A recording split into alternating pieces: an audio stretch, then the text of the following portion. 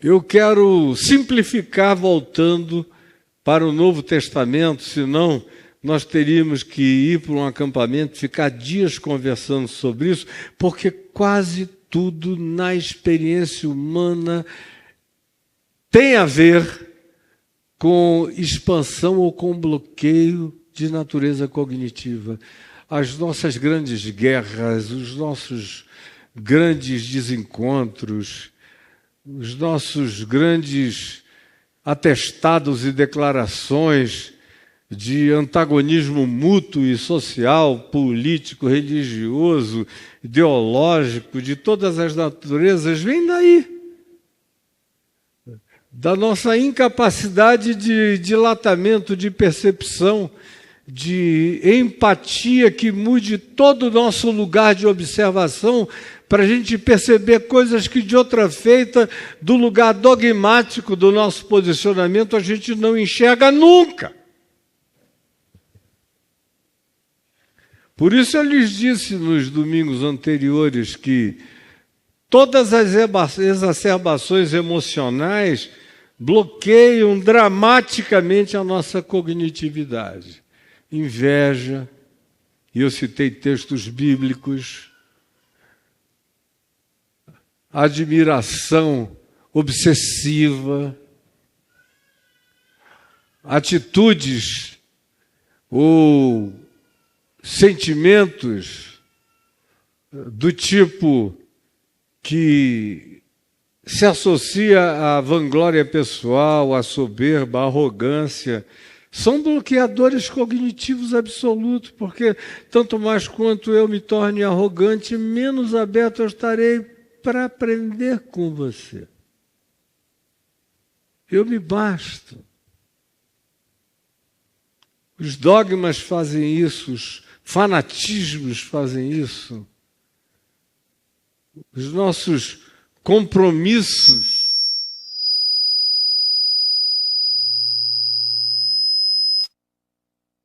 olha a disfunção cognitiva. Ninguém entendeu nada, né? Nem eu.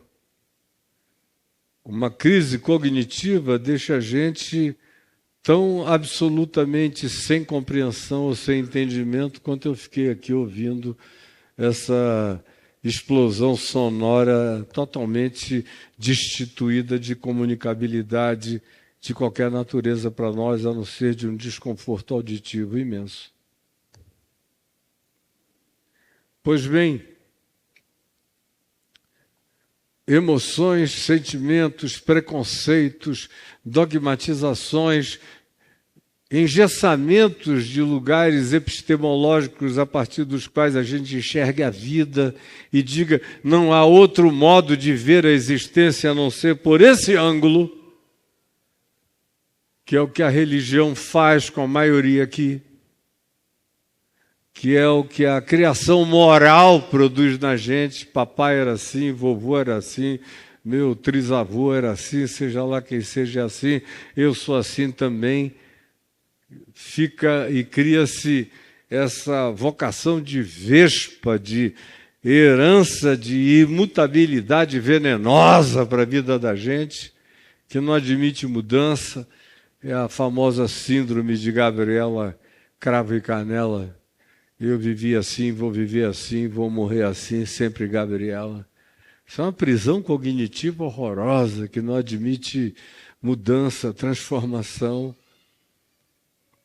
E todas as outras coisas que vocês queiram acrescentar, que carreguem essa força e esse elemento de fixação da gente em algum lugar único e exclusivo de observação, que a gente afirme para nós mesmos que é o único modo de ver a vida. Aí a gente morre cognitivamente falando, desse dia em diante, dessa hora em diante. Ou a nossa vida se reduz a um estado tão abonsaizado de compreensão que é patético ver como num bonsai a gente vê uma mangueira com todos os traços que seria o que caracterizaria uma mangueira adulta desse tamanho aqui, com manguinha e tudo. E é um ser humano que virou um bonsai cognitivo, porque foi podado pela religião, pela política, foi, não pode nada. O que passar disso ainda é pior, é pecado, é isso, é aquilo. Meu Deus, são tantas podas que a maioria de nós não sabe nem quem poderia ser se fosse livre.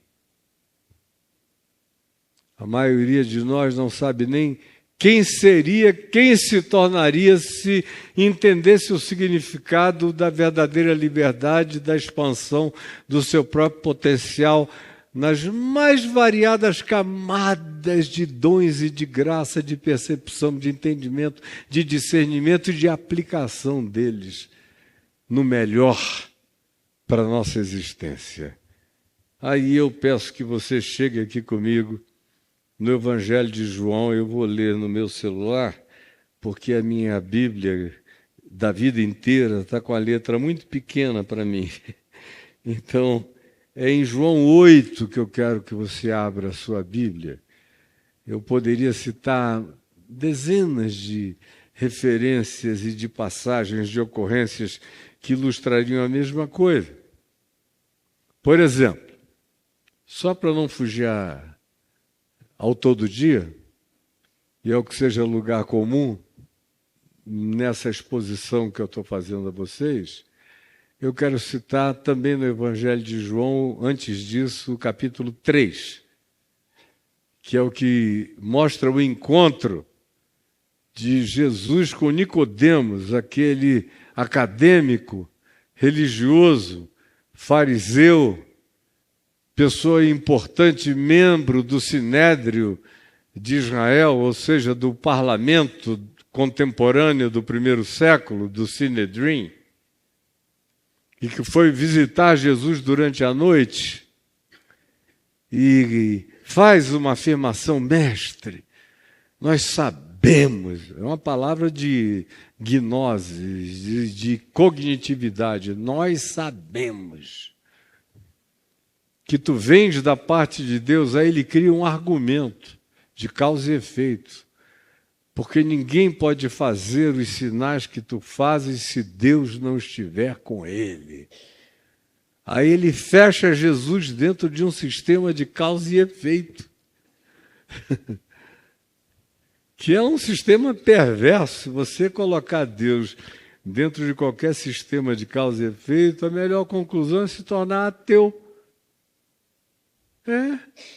Porque você vai querer enfiar, sem nenhum discernimento, a fenomenologia natural, que é linda e que é bela, com a manifestação humana, egótica, perversa, dominadora, aguerrida, tirânica, colocar tudo num pacote só e aí dizer: eu não consigo entender onde está Deus quando deixa isto ou aquilo acontecer. Onde está Deus porque deixou essa criança morrer de câncer? Onde está Deus? Porque colocaram Deus dentro de um sistemazinho teológico patético. Então ele chega, o Nicodemos, e diz: sabemos que, e dá e enuncia uma lei de causa e efeito.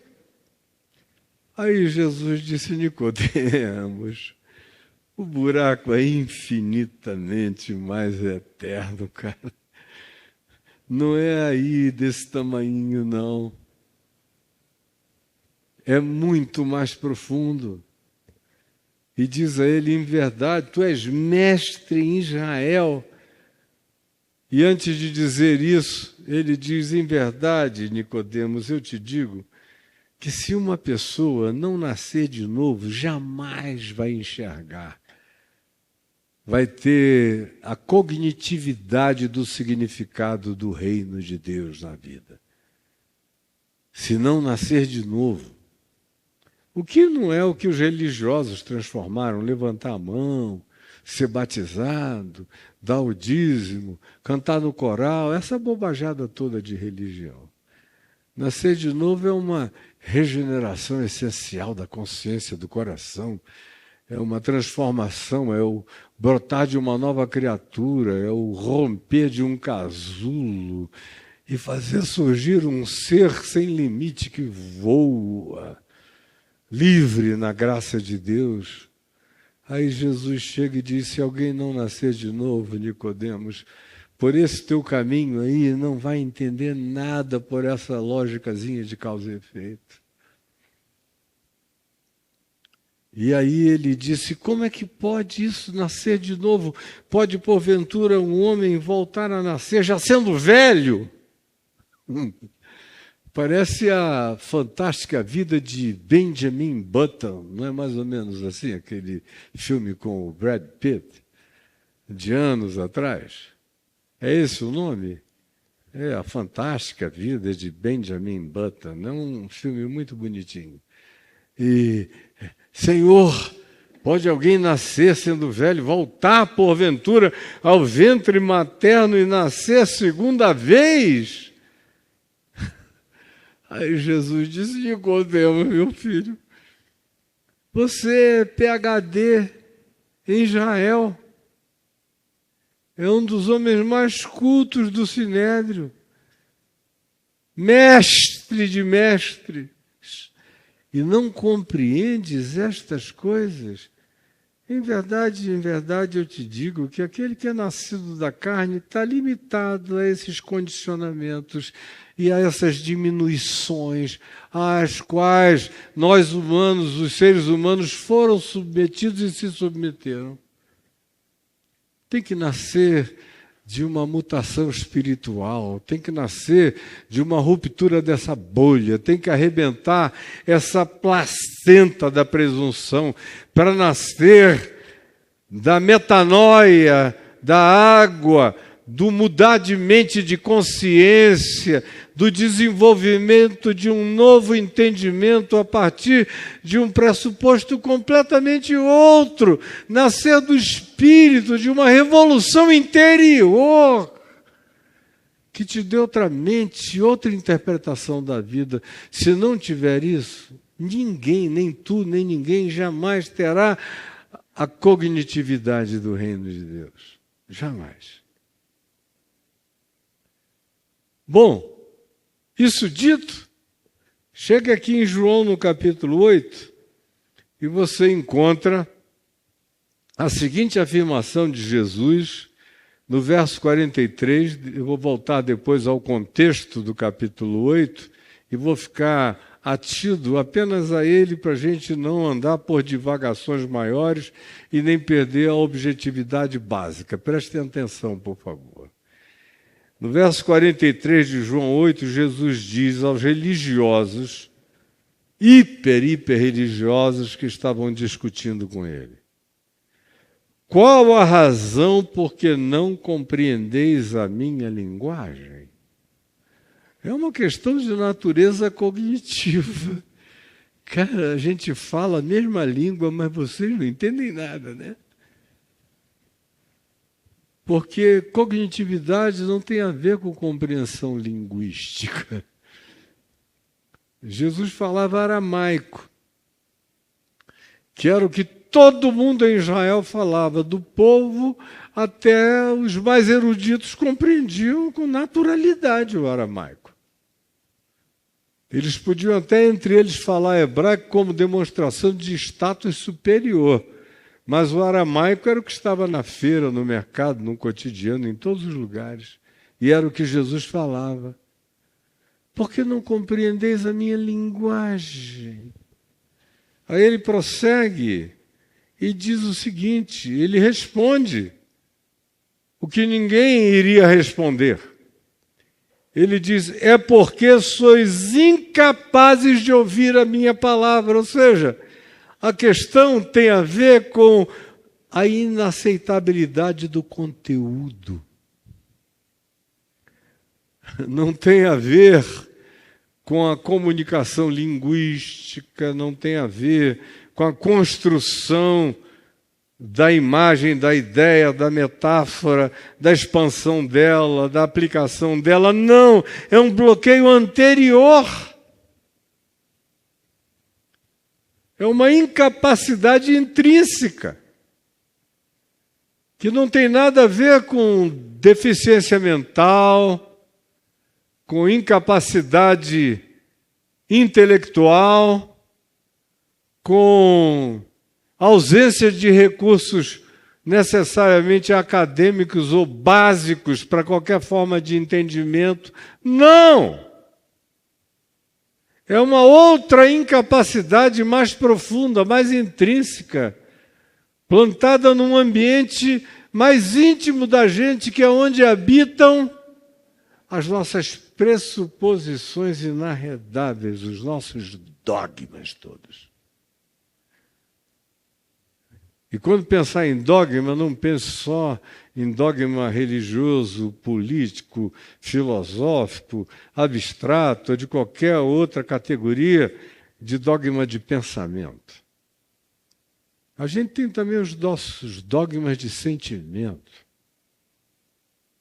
São 6 gerações de gente da minha família que não gosta de gente desse tipo. E eu não vou fazer uma ruptura, não vou ser o ente disruptivo nessa genealogia de emoções e de choques. Aí adota aquilo como pré-condição para não negar a sua própria natureza e a sua vinculação familiar. Todos na minha casa odiaram esse tipo de coisa, tiveram esse tipo de reação, abominaram esse comportamento, adotaram essa moral, ou não gostaram dessa estética, ou não aceitaram esse tipo étnico. E as pessoas vão herdando isso sem saber nem porquê. Eu, às vezes, encontro gente inteligente, bem estruturada, bem formada. Alguns fizeram até excelentes faculdades, como essa semana. Falei para minha mulher, eu tive uma tristeza grande. Quando eu vi, de repente, num dos posts que eu tinha feito numa rede social, aliás, foi no Instagram, um post que eu sabia que não ia dar aqueles milhares de comentários, porque depois de um tempo você sabe o que vai dar milhares de discussões e o que vai ser só ouvido, contemplado, mas não vai ser muito comentado, porque você vai conhecendo a psicologia global do grupo. Aí eu vi que num post que eu fiz, conscientemente sabendo que ia dar só algumas dezenas de comentários, uma pessoinha entrou lá e eu falei, eu quero ver quem são essas figurinhas que vieram comentar uma coisa que é tão pouco comentada. Era um post sobre um trabalho musical do Alok com os índios, com os indígenas, chamado O Futuro é Ancestral. Faixa 8, Sangue Indígena. Lindo, forte. Eu postei lá, tinha lá alguns comentários, quando eu vi uma moça dizendo, estou saindo hoje do seu canal, depois de ter recomendado durante anos para milhares de pessoas, estou me retirando, não concordo mais, você é um comunista e também um antissemitista, e não sei o que e tal, e fez um monte de acusações.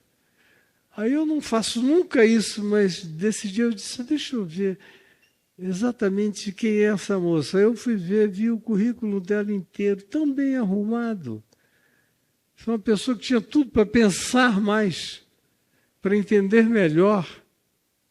Aí eu fui ver os posts que ela fazia, e aí eu fui entendendo. O sobrenome dela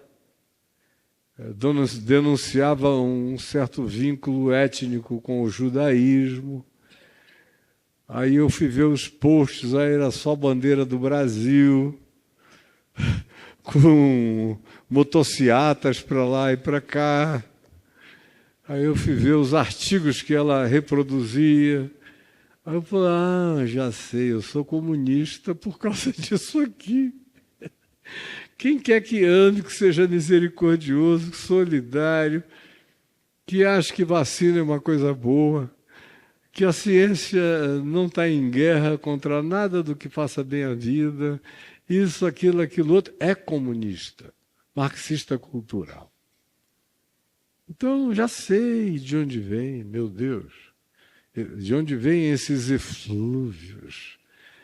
Aí o antissemitismo. Aí eu fui ver, estava lá, a evidência dessa vinculação. Aí eu só entrei num campo de mensagem que fala particularmente com a pessoa. Nunca fiz isso na vida. Eu deixo passar tudo. Mas nesse dia eu fiquei com tanta compaixão. Falei, meu Deus, uma moça que estudou tanto ficou com esse telhado, esse teto do monastério dos Capuchinhos em Sintra, que é dessa altura, até forrado com cortiça. Lá no Alto de Sintra, em Portugal, que era para você poder não ralar a cabeça o dia inteiro, de tão baixo que é. E no fim de uma vida inteira estava todo mundo corcunda, assim, andando desse modo, com 60 anos de idade, não levantavam mais. Falei, coitada. Aí eu falei, minha filha, eu lamento profundamente que tenha acontecido com você. Você parece uma pessoa tão interessante, podia estar vivendo uma vida muito mais ampla, mas eu sei as causas, isso e aquilo. E você elabora em equívocos extraordinários. Eu sei quem foi teu mestre, só de ler isso aqui. E você precisa se aculturar como uma pessoa que carregue qualquer compromisso com o DNA judaico. Você precisa saber a diferença entre antissemitismo e antisionismo. Sou completamente semita. Eu, não exclusivamente porque eu sou aberto para todas as manifestações humanas do mundo inteiro. Mas em relação a essa descendência de Abraão, eu sou totalmente semita, sabe por quê? Vocês se apropriaram dessa terminologia semítica de maneira reducionista e estelionatária. Semitas são todos os filhos de Sem, filho de Noé, portanto, incluindo Abraão. Ele não era o único semita, era incluindo ele. E da descendência dele, a guerra que você está assistindo é uma guerra semítica. São filhos de Abraão se matando, minha filha. Como é que eu posso ser antissemita? Eu sou anti a destruição semítica patrocinada. E aí eu disse um monte de coisas que eu não vou repetir aqui agora. Primeira coisa é entender o que é ser antissemita e o que é não concordar com o sionismo ideológico. Você não sabe nem de onde isso nasceu, nem o que isso propugna, nem o que isso está fazendo, nem a desgraça que isso carrega, minha filhinha. Porque não basta você ter feito cursos disso, daquilo ou daquilo outro. Tome cuidado, porque existem elementos mais profundos dentro da gente que são capazes de nos alejar a compreensão da vida de uma maneira amputatória, horrorosa. Assim como o Nelson Rodrigues falou de algumas pessoas que negavam as coisas transcendentais o tempo todo, ele, daquele jeito dele, com aquela mão assim meio trêmula, disse, são todos uns aleijados transcendentais. Eu acho que são pessoas que se permitiram amputações do transcendente mesmo. Pois bem, voltando a Jesus dizendo, por que não compreendeis a minha linguagem? É porque sois incapazes de acolher o Evangelho. É uma barreira profunda contra bem-aventurados os humildes de espírito, bem-aventurados os mansos, os que se controlam, bem-aventurados os pacificadores, Bem-aventurados os limpos de coração, os que tentam olhar da melhor maneira para a vida. Bem-aventurados os que têm fome e sede de justiça. Bem-aventurados os que não negociam a sua consciência, quando sabem o que é justiça e o que não é justiça, e tomam o lado certo na vida. Bem-aventurados quando por minha causa fores injuriados e perseguidos, e contra vós disserem todo mal. Vós sois o sal da terra, vós sois a luz do mundo. Não julgueis para que não sejais julgados. Sejam cheios de discernimento, não lanceis as vossas pérolas aos porcos, nem deis aos cães o que é santo. Saibam com quem vocês vão compartilhar as preciosidades da alma de vocês. Perdoem sempre, até 70 vezes 7. Não guardem ódio no coração, porque isso mata e envenena quem carrega isso. Não andem ansiosos, confiem no cuidado do Pai, façam o que seja a tarefa de cada um de vocês, façam bem, façam melhor, façam como se fosse para Deus, melhorando a vida e o próximo. E aí o Evangelho vem dizendo só essas coisas maravilhosas, mas que no coração de certas pessoas há um impedimento essencial para acolher. A besta fera, o animal, o predador, o macho ômega inseguro, o narcisismo radical, a egolatria, tudo aquilo que a gente vai naturalizando e chamando de humano, e que é de fato o traço mais horrorosamente desumano da gente, vai dando metástase na alma da gente e a gente se torna incapaz de entender a boa nova. O ódio cria bloqueios cognitivos, gera uns subprodutos horrendos de antipatia, de atitude de tirania, de persecutoriedade, de separação e de apartheid, de tudo mais de ruim que vocês queiram. É só o amor que rompe a membrana do bloqueio cognitivo.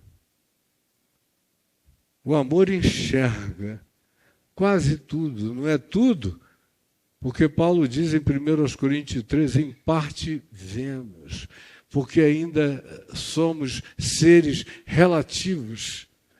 Ou como disse Gilberto Freire, não há ninguém que venha ao mundo sem algum tipo de preconcepção de alguma coisa, ou que no curso da vida não manifeste isso. Não há realmente ninguém, a gente tem só que discernir o seguinte: é quem carrega algum tipo de pressuposição excludente e quem carrega pressuposição includente. Quem abraça e quem aparta. Quem acolhe e quem rejeita. Quem tem compaixão e quem é carregado de ódio, de ironia ou de desprezo. Esperar que todos nós tenhamos exatamente o mesmo olhar não será possível, é utópico, mas dá para esperar que todos nós desenvolvamos, no mínimo, os melhores pendores, que são definidos pelo amor que inclui, que perdoa, que acolhe, que enxerga cada vez mais, embora, por melhor que seja, jamais enxerga tudo. Sois incapazes. Aí Jesus, no capítulo 8 aqui de João, vocês agora andem para o iniciozinho do capítulo 8, verso 1. Qual é a primeira história narrada aqui? Lembra da mulher adúltera, que foi apanhada em adultério. Ninguém adultera sozinho, né? Ela e o travesseiro. Meu travesseiro gostoso. Tinha um cara mandando ver de tudo que é lá. Mas o bloqueio cognitivo pegou só a mulher. E esse bloqueio está presente hoje na nossa sociedade e está em estado de recrudescência incontrolável em alguns ambientes sociais. Aí Jesus presente. Eles vão lá e... Outra doença cognitiva. Moisés nos mandou que tais mulheres sejam apedrejadas. Aliás, na lei de Moisés, sendo justo com Moisés, Moisés disse tanto o homem quanto a mulher, naquele clima de barbarismo primitivo de Israel no deserto, ele mandou que ambos fossem apedrejados para que aquela sociedade não aprendesse os mecanismos e nem naturalizasse a traição de uns para com os outros, porque seria implicação de uma destruição da sociedade. O mecanismo primitivo que ele tinha era aquele. Não era o melhor, mas era o que havia naquela primitividade, mas era para ambos. Agora, 1.700 anos depois de Moisés, o negócio virou exclusivamente para cima da mulher. Aí vem Jesus e disse, e força uma violência cognitiva, dizendo, tá bom, quem dentre vós estiver sem pecado, seja o primeiro que lhe atire pedra. Força os caras a se enxergarem, uns na presença dos outros. Todo mundo ali tinha pegado todo mundo por ali, todo mundo sabia quem pegava quem. Aí, começando dos mais velhos até os mais novos, foi todo mundo se retirando de fininho, não ficou mais ninguém, só Jesus e a mulher. A gente está cercado no Novo Testamento de embates de natureza cognitiva o tempo todo. Jesus com os religiosos, com os fanáticos, com os políticos, com os intérpretes da lei, com os acadêmicos, com tudo. É o tempo todo esse choque. Aí você prossegue, depois dessa história da mulher adúltera, e, surpreendentemente, Jesus introduz o tema da luz, da lucidez, da iluminação, do enxergamento, do discernimento, da percepção, da cognitividade, portanto. Eu sou a luz do mundo, quem me segue não andará nas trevas, pelo contrário, terá a luz da vida. Então lhe objetaram os fariseus, aí começa uma discussão idiótica deles, sobre o fato de que Jesus estava dizendo coisas que, de acordo com a lei de Moisés, não teriam validação a menos que aparecessem duas outras testemunhas para testemunhar a mesma coisa. É mesmo, ele é a luz do mundo, ele é a luz do mundo. Aí Jesus disse, eu não vou entrar nessa brincadeirinha infantil de jardim da infância de Moisés com vocês. De jeito nenhum, essa é a vossa lei. Ele faz questão várias vezes de dizer, está escrito na vossa lei.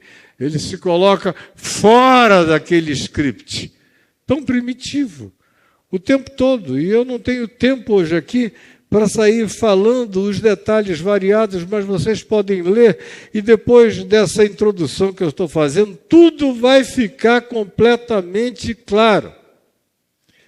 Por exemplo, no verso 21 se diz assim, de outra feita, lhes falou Jesus, dizendo, vou retirar-me e vós me procurareis, mas perecereis no vosso pecado, na vossa incapacidade, na vossa blindagem, na vossa crosta de incompreensões. Porque, e aí acrescentou, para onde eu vou, vós não podeis ir. Aí olha qual foi a interpretação desses caras. Diziam então eles, terá ele, acaso, a intenção de se suicidar? Olha para onde os caras foram. Ninguém se enxerga. Bom, ele está dizendo, me procurareis e não me achareis. O quê? Porque ele vai se suicidar e a pressuposição deles é que quem se suicidasse iria para um lugar tão desgraçado que eles, que eram seres do bem, jamais iriam para lá. É o juízo implícito que está presente aqui neles. E aí Jesus prosseguiu dizendo, vós sois aqui de baixo, eu sou lá de cima. Vós sois deste mundo, desse olhar, desse lugar de fixação limitante. Eu deste mundo não sou. Por isso eu vos disse que morrereis nos vossos pecados e cegueiras, limitações, condicionamentos, bloqueios. Porque se não credes que eu sou... Aí ele evoca aquela definição de Deus a Moisés, lá no deserto, antes de ir para o Egito, quando Moisés perguntou, quem é que eu vou dizer que está me enviando para libertar esse povo de lá? E Deus disse, dize a eles que eu sou, te enviou. Aí Jesus evoca essa mesma descrição, que é aquela que tocou o coração do filósofo Spinoza, quando disse, eu só posso crer no Deus que diz, eu sou. Qualquer outra divagação para além disso o reduz. Que é que eu vos tenho dito desde o princípio, mas vocês estão com a mente bloqueada para entender. Jesus pergunta a ele. E eles vão ampliando a dificuldade básica de entendimentos simples, até que Jesus chega nesse ponto e diz, meu Deus, qual é a razão de não compreenderdes o que eu digo? É um bloqueio horroroso. Vocês são incapazes de entender a minha palavra. Aí ele diz um negócio violento, que se você não tiver compreensão, você vai achar que é rascante demais. Preste atenção. Ele diz no verso 44 aqui de João 8, vós sois do diabo. O diabo é uma palavra, vem de uma palavra grega que significa o divisor, diabolos. É aquele que racha, que divide, que esquizofreniza, que produz ambivalência, que alimenta a árvore do conhecimento do bem e do mal do ponto de vista epistemológico, cria guerra entre o certo e o errado, guerra, conflito, briga, até que você escolhe algo para tentar se pacificar da sua agonia sem solução, da sua psicose básica, como diz Paulo em Romanos 7. Vós sois do diabolos, do divisor, do conflito, do choque de ambivalências, da mente perturbada. E o que acaba no fim de tudo é que se instala um cansaço que faz com que vocês queiram se render aos desejos mais latentes que brotem malignamente dentro de vocês. Vocês ficam vivendo não mais por causa de qualquer discernimento ou sabedoria, mas para satisfazer pulsões no meio dessa agonia que toma conta de vocês. Esse diabolos, esse divisor, esse destruidor da pacificação mental, ele foi homicida desde o princípio. Jamais se firmou na verdade, porque nele não há verdade. Quando ele profere a mentira, fala do que lhe é próprio, porque é mentiroso e pai da mentira. Mas eu digo a verdade, e vós não me credes. Quem dentre vós me convence de pecado? Quem é que tem o argumento para desconstruir a saúde do que eu venho dizendo a vocês? Quem de vós me convence de pecado? Se vos digo a verdade, Por que razão não me credes? Quem é de Deus ouve naturalmente as minhas palavras. Por isso não me dais ouvidos. Porque vocês criaram um bloqueio essencial para a verdade de Deus no coração de vocês. Porque vocês sucumbiram a essa rachadura essencial e fizeram a escolha e o pendor por satisfazer os desejos mais primitivos, homicidas e animais do coração de vocês. Aí não tem jeito de vocês crescerem para nenhuma compreensão que seja curadora, que seja saudável, que seja libertadora, que seja de Deus, que seja do Evangelho. Responderam-lhe, pois, os judeus e lhe disseram: porventura não temos razão em dizer que és samaritano e tens demônio? É o que acontece com essa moçada, quando eles não têm mais argumento. Seu endemoniado, seu sem vergonha, desgraçado, herege, aí vai, joga pedra, faz tudo. Vocês não estão acostumados com isso? Eu estou. Ultimamente é só isso que dá. Quando o cara começa a argumentar e você diz alguma coisa que ele não consegue passar daquele limite, ele te anarquiza logo na hora. Te manda para o inferno, diz que você é um herético, um perdido, um comunista safado, não sei lá o quê. Não dá nem para compreender. Mas é assim que agem. E tens demônios. Samaritano era o pior tipo de designação que alguém poderia dar naqueles dias. Dizer, és um romano pagão, era uma doçura. Agora, o samaritano era o ser mais desprezado. É o palestino contemporâneo. E habitava a Palestina até o dia de hoje. A Cisjordânia cobre toda a área da Samaria bíblica dos dias de Jesus, que já era um lugar de ódio, conflagração de conflitos, de problemas os mais impensáveis, da angústia maior dos romanos que houvesse uma crise ali. Jesus diz, eu não tenho demônio, pelo contrário, honro a meu Pai, mas vós me desonrais. Eu não procuro a minha própria glória, há quem a busque e julgue. Em verdade eu vos digo, se alguém guardar a minha palavra, não verá a morte eternamente. Aí projetou a conversa para um nível absolutamente para além do ordinário. Falou, o que eu estou falando aqui com vocês, se vocês entendessem, iria levá-los à apreciação gloriosa do significado de que vocês podem ser invadidos para além da mesquinharia do espaço-tempo pelo significado da eternidade e colocar vocês numa outra dimensão para viver. Aí eles lhe dizem, agora estamos certos de que tu tens demônio. É patético, cara. É discutir com um crente assim. Não perca seu tempo, portanto, tá bom? Não adianta, você não vai a lugar nenhum. Eu já desisti há muitos anos. Eu estou nesse negócio há 51 anos. Meio século e um pouquinho. Não dá. Não tem nenhuma cognitividade lúcida que faça um determinado fanático que passou de uma determinada linha, às vezes um ponto de no return, voltar.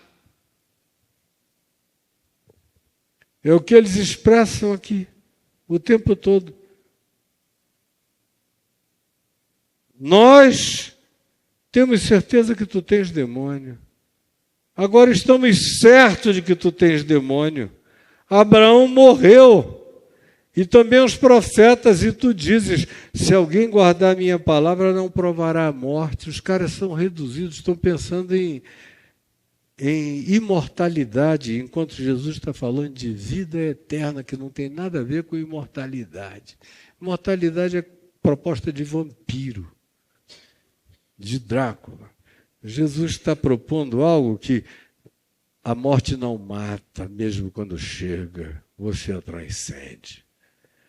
Mas o bloqueio cognitivo não deixa eles furarem essa bolha sobre hipótese alguma.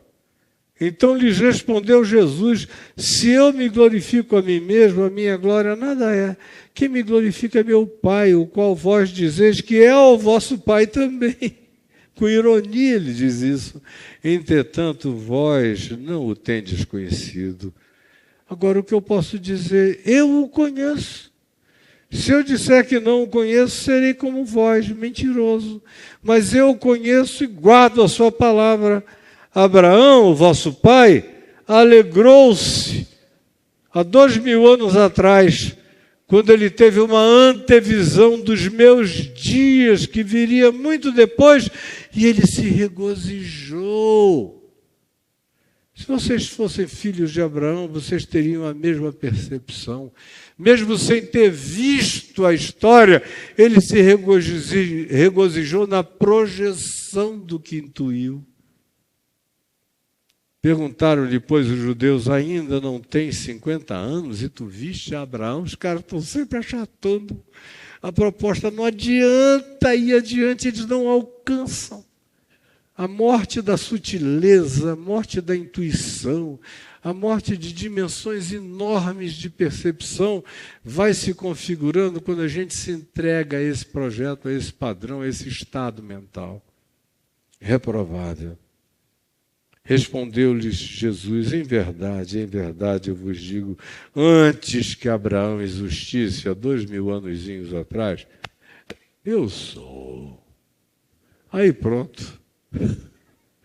Aí enlouquece todo mundo, naquele ambientezinho pequeno. Então pegaram em pedras para atirarem nele, mas Jesus se ocultou e saiu do templo, porque o templo é um lugar perigoso quando se trata de tentar romper bolhas cognitivas. O pessoal pega em pedra para te apedrejar. Então não se assuste. A ambiência da cognitividade básica dentro da qual a gente vive nos dias de hoje, nesse atraso extraordinário que se estabeleceu, se configurou entre nós, com essa blindagem, com essa calota de impedimento de discernimento, vai fazer com que quem quer que queira seguir o Evangelho tenha que viver o tempo todo sabendo que é nessa ambiência de hostilidade cognitiva que a gente vai ter que viver, sobreviver, sem sucumbir à provocação dos ódios, sem contaminar a nossa percepção e cognitividade pelo antagonismo cheio de manifestações de rejeição, mas, ao contrário, preservarmos a saúde da nossa própria cognição, que isso acontece se a gente aprender a, apesar de tudo e em qualquer circunstância, olhar a partir dos vários lugares de observação. Deixa eu ver como é que é a vida aqui do lado do meu genro que está me filmando. Não me filma, ou então só se você conseguir, Tiagão. Ó, coitadinho, vai fazer um sacrifício danado. Olha como ele está entortando todinho. Ó, aí venho eu e sento aqui. Olho para lá. Ele fica me vendo daí e eu ali. É um lugar que eu não conhecia. Eu nunca sentei aqui. Eu nunca me filmei. Mas me dá a chance de entender o olhar do meu genro, que não é porque é meu genro que tem que ser olhado com um olhar bonito. Tem muito sogro que não consegue fazer isso. Dizer, deixa eu ver de onde é que ele vê a vida, para eu compreendê-lo melhor.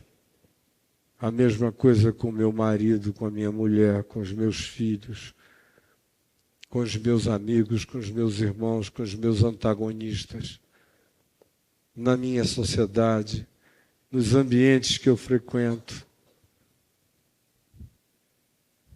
Eu carrego no amor uma paz interpretativa que me dá sossego, tanto maior quanto eu não me torne a medida de todas as coisas e continue a ter a mobilidade do amor e da graça de olhar a vida, buscando entender mesmo aquilo que seja absurdo no olhar do outro, o que me ajuda a não me piorar durante o tempo das minhas constatações.